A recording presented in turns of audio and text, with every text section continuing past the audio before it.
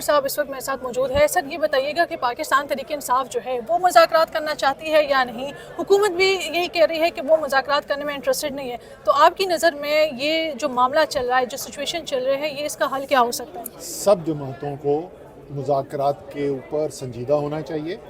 ایک کوشش ہوئی تھی جس میں مذاکراتی عمل شروع بھی ہوا تھا، لیکن بدقسمتی سے وہ بالکل آگے نہیں چلا. اور میرے خیال میں کیونکہ دیکھیں تحریک انصاف کے اندر بھی اور حکومتی سائڈ کے اندر بھی دونوں جگہ پہ ایسے لوگ بھی موجود ہیں جو سمجھتے ہیں مذاکرات ہونے چاہیے، اور ایسے لوگ بھی موجود ہیں جو سمجھتے نہیں ہونے چاہیے.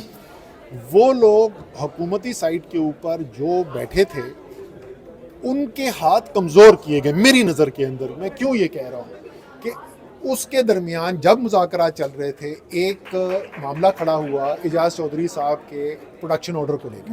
سینٹ چیئرمین یوسف رضا گیلانی، جن کا تحریک انصاف سے کوئی تعلق نہیں ہے، وہ پیپلز پارٹی کے ہیں، وہ پیپلز پارٹی کے وزیر اعظم رہ چکے ہیں، انہوں نے پروڈکشن آرڈر ایشو کیا اور اس کے باوجود اعجاز چودھری کو سینٹ نہیں لایا گیا. یعنی ایک پیغام دیا گیا. اچھا وہ جو حکومتی ٹیم کی ظاہر ہے ان کے ساتھ بھی یہ بات اٹھائی گئی اور وہ یہ بھی نہیں کر سکے. تو پھر ظاہر ہے دوسری طرف سے ریئیکشن ہے کہ اگر آپ کے پاس یہ بھی اختیار میں نہیں ہے تو آپ کیا مذاکرات کریں گے. تو اور اسی طریقے سے جو تحریک انصاف والے کہتے تھے کہ ہاں بیٹھنا چاہیے، بات کرنی چاہیے، ان کا ہاتھ بھی کمزور ہوا کیونکہ سب نے کہا کہ دیکھو ہم نے تو تمہیں پہلے ہی کہا تھا کہ یہ کچھ نہیں نکلے گا. اس لیے یہ ضروری ہے کیونکہ حل جو نکلنا ہے یہاں سے وہ نکلنا ہی مذاکرات کے ذریعے ہے. اگر آپ سمجھتے ہیں کہ صرف طاقت کے استعمال سے پاکستان کے مسائل حل ہو سکتے ہیں تو نہ ہوئے ہیں نہ ہوں گے آگے. اچھا سر یہ بتائیے گا، آپ پاکستان تحریک انصاف کا حصہ رہے تو اس پارٹی اور اس جو اب موجودہ پارٹی ہے اس میں کیا فرق ہے؟ میں تو کہوں گا کوئی بہت خاص فرق نہیں ہے. اس وقت بھی پارٹی جو ہے وہ عمران خان اور عمران خان کی عوام میں مقبولیت تھی.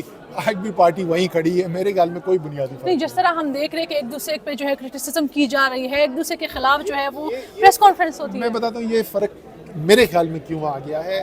یہ فرق اس لیے آ گیا ہے کہ اس وقت بھی آپس میں اختلاف رائے ہوتا تھا، اس وقت بھی گروپ بندی ہوتی تھی، لیکن وہ جو بھی ہوتے تھے، جو بھی معاملات ہوتے تھے، وہ ایک کمرے میں بیٹھتے تھے، عمران خان سب کی بات سنتے تھے اور آخر میں ایک فیصلہ کر دیتے تھے، اور وہ اختلاف رائے اس کمرے تک محدود رہتا تھا.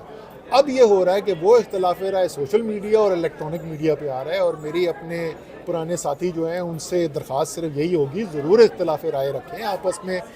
ہوتا ہے، ہمارے وقت میں بھی ہوتا تھا، اس میں کوئی غلط بات نہیں ہے، لیکن خدا کا واسطہ ٹویٹیں کر کے اور پریس کانفرنسز کر کے ایک دوسرے کے بارے میں نہ بات کریں. اچھا سر یہ بتائیے گا، جب آپ کی دور حکومت میں نواز شریف گرفتار تھے تو ان کو ملاقات کرنے دی جا رہی تھی فیملی سے، لیکن اس بار عمران خان جب جیل میں ہیں تو ہم دیکھ رہے کئی دنوں سے ان کی بہنیں جو باہر بیٹھی ہیں، ان کے وکلاء جو ہیں ان کو ملاقات کرنے نہیں دیے جا رہے. تو اس پہ آپ کیا کہیں گے؟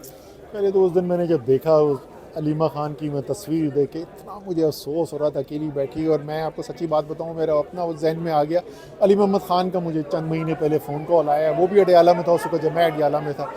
تو اس نے کہا کہ اسد بھائی، ایک دن میرا سنتری آیا، اس نے کہا کہ جی اسد صاحب کی وائف جو ہیں وہ پچھلے 3 گھنٹے سے باہر بیٹھی ہوئی ہیں، ان کو بیٹھنے کی بھی کوئی جگہ نہیں دے رہے ہیں، وہ سڑک کے اوپر ہی زمین کے اوپر بیٹھی ہوئی ہیں. میرے دماغ میں وہ بھی امیج آ گیا. تو یہ سب کرنے سے سوائے آپ کسی لیڈر کی مقبولیت میں اضافہ کرنے کے اور کچھ بھی حاصل نہیں کرتے.